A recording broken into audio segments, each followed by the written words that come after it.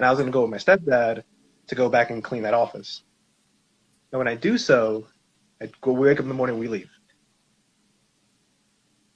My mom calls my stepdad saying, "Hey, do you know Kayshawn?" I'm like, "Yeah, what's up?"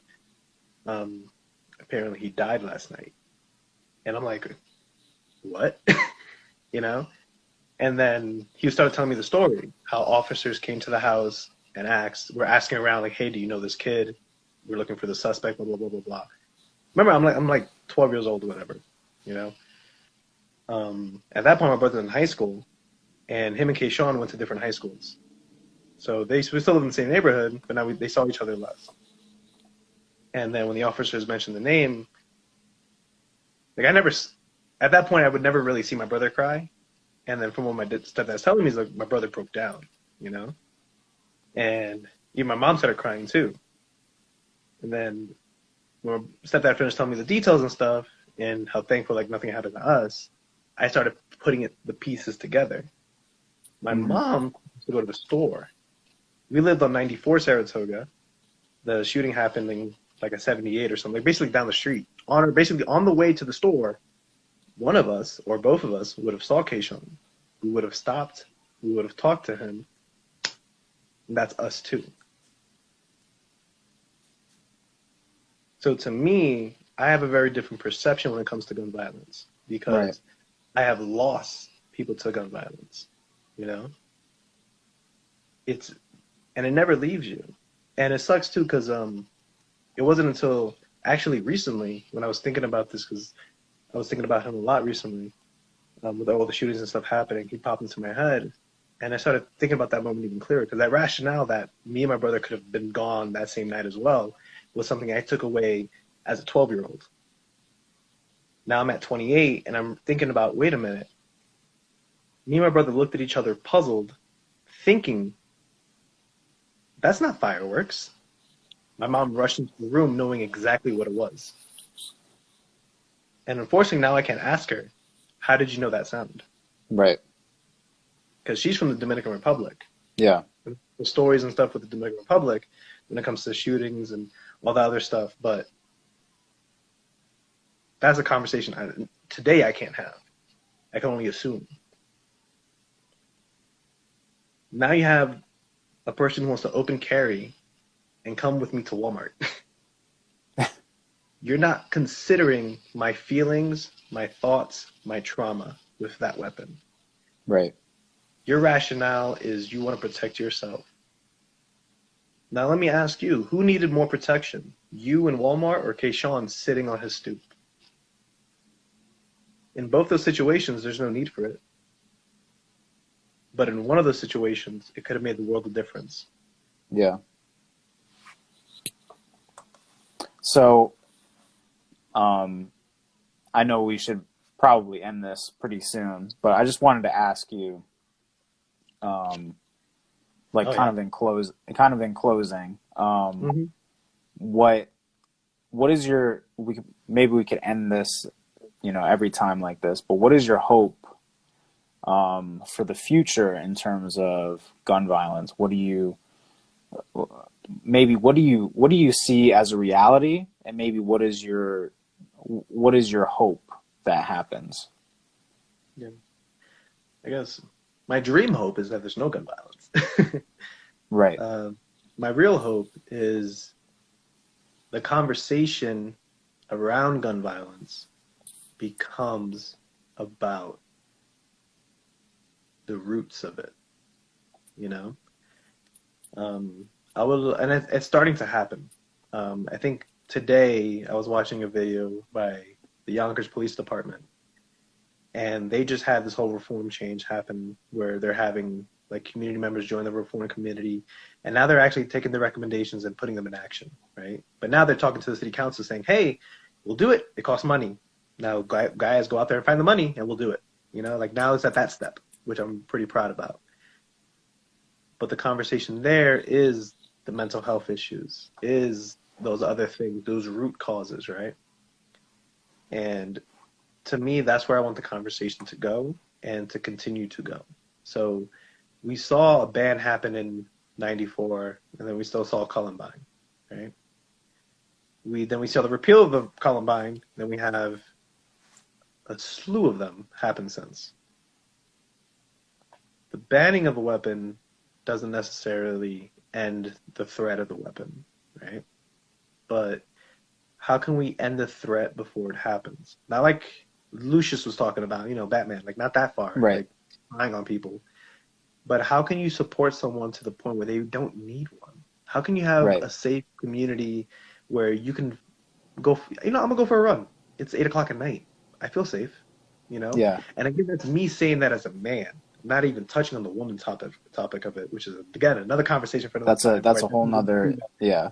Yeah, and I don't feel comfortable leading that conversation. I do feel comfortable participating and even providing a space of discourse, which this is for. But you know what I mean? Like, but that's my hope. I want that conversation to be shifted towards those reasons, right? So it sounds to me like it's the reactionary. We need to get away from reacting. It's the reactionary thing that doesn't help. It's actually, we should actually be preventative. We should be planning. We should be thinking about how we can prevent instead of what do we do now? Well, we should have thought about that years and years ago. We should have been putting things in place to prevent this from even happening in the first place. So it sounds like to me, just from my perspective, that you're saying that we need to go from being reactionary to being preventative. That's right. Yeah, we gotta think about what leads to these situations, right? Because finally, especially when the shooter is white, they talk about mental illness. Like sex addiction, like it's I can't even like. It's still wrong. It's just like I'm struggling to really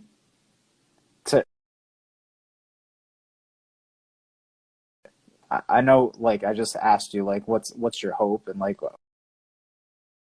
like what's the ideal situation, but like really sometimes I'm just like, the guy who was the spokesperson for the police department in Atlanta that said that he had a bad day.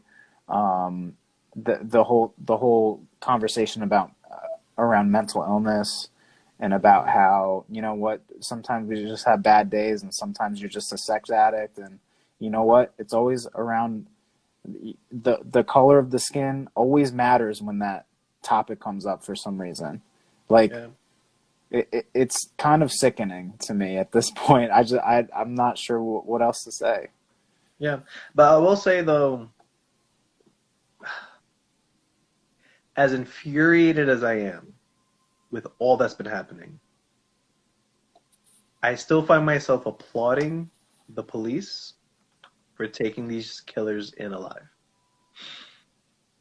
I'm still angry about it.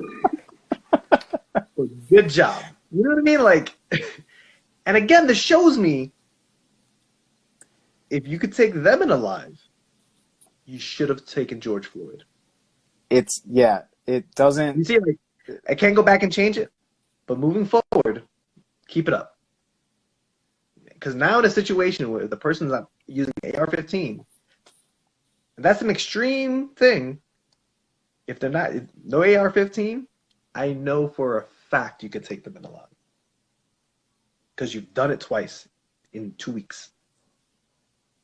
Right. I mean, we can talk about that again. That's next week. Yeah. I mean, it's just there's just so much stuff we can talk about. But you see what I mean? Like it's never one thing. It always stems and connects. It's so interconnected. It's like it's all interconnected and to a degree, and I feel like that's where I want the conversation to go instead, because freaking Lindsey Graham saying he has an AR-15, I can't imagine him. I can imagine him like, you ever seen I forgot what movie it was where he shoots the gun, he goes flying back. Like that's what I see Lindsey Graham doing. I can't perceive him using an AR-15. You know what I mean? But nonetheless, that's pandering. But that's my hope. I hope to see the conversation shifting to more holistic conversations around what's happening. more holistic conversations around why are people killing people? Why are people shooting people? You know what I mean? Because like, and I go back to my time in the Bronx. In first grade, this kid named Jose, he was like the tough kid. The kid who was always getting suspended, whatever. He was always mean. And he was short. He was a short little kid. I remember he punched me in the face, and I started crying. Like, I'm not gonna fight you back, you know. And I felt bad. And I was like, oh, I hurt because he punched me in the face. You know, first grade. I told my brother about it. He's like, oh, why don't you beat him back? He's like, he's smaller than you. Like, how defend yourself? Fast forward to second grade. Now we're in the same class. He starts messing with me. He punches me. I whoop his ass. After that situation, we became best friends. After that situation, we squashed it, you know? Because now you know you can't pick on me. And I'm not actively wanting to pick on you. So then we could talk. Get that aggression out. But then that immediate situation, no guns involved. Right. Well, the conversation when gun violence happened is like for Jose, why are you so angry? Why are you lashing out? You know, before you get to this next step, what is happening? You know, because we claim to be a civil society. Let's act civil. Let's be civil. Let's have civil discourse, and not bring all these negative stereotypes and start tackling those and pushing those away. You know, and then my reality is we're gonna have another shooting in probably within a week. So by the time this actually gets posted, which I'm planning for on a Wednesday, I'm figuring out the system of how I want this smoothly going. Now I figured out how to schedule things on Facebook. I'm still gonna be using Instagram Live because I feel like I like this method easiest because I can save the video and it's done. I don't want to be editing. Yeah, I'm not. I think I said it earlier. I'm not trying to be Instagram famous. Not my goal. But providing a place where people can just use this, you know, as a platform to just talk and be listened to. And that's what I want to see happening more in civil society, right? You shouldn't have to bear these traumas, you know? And another thing, too, that happens when it comes to the gun violence, think about Parkland, right? That father is in so much pain. And every shooting has to relive the idea of his son being taken away from him. And living in Florida with all these people wanting to open carry, think about that. There are more restrictions. There are 253 bills in the United States happening right now to restrict voting, but nothing, not one to restrict guns. Think about that. Voting rights. That's going to be a whole nother. I have a feeling that's going to be a whole nother Friday. Yeah, a whole nother Friday. I mean, like, just going back a little bit. Me and you love history. Like we're you know, we love learning about history, and like we text all the time about it, and you know, like there's a reason why we're not supposed to, or we don't solve violence with violence, right? Yeah. Because we've lived through that. Like humans have lived through that. Like as a species, we have done that. We've been there and done that, and we've seen what has happened because of that. Yep. We've seen that bloodshed leading to more bloodshed actually just leads to more bloodshed and not a solution. Yep. So I plead with people, learn about history, learn about what has happened, and learn about why we don't do the things we do anymore. Like, because there's good reasons for it. Yeah. Yeah. Like even like right now, like I'm reading this book right here. Good old Midnight Rising. Is that Jefferson Davis right there? Not Jefferson Davis. This is John Brown. Oh, John Brown. I was like, whoa. Good old John Brown. And I'm at the part now with the title of the chapter is Into the Breach. That means when they start the attack, right? When they take the arms and fight against the government, which is, I guess, the theory of the Second Amendment. Let's see what happens there, you know? Yeah. And I would like to point out even, too, in the context of history is happening all around us. And one thought I have in regards to what's happening right now in Myanmar, I'm mispronouncing the name. Myanmar? Myanmar, yeah. Yeah. Imagine they had a Second Amendment. Would it change anything? I don't know. Because if a military coup happens, And the military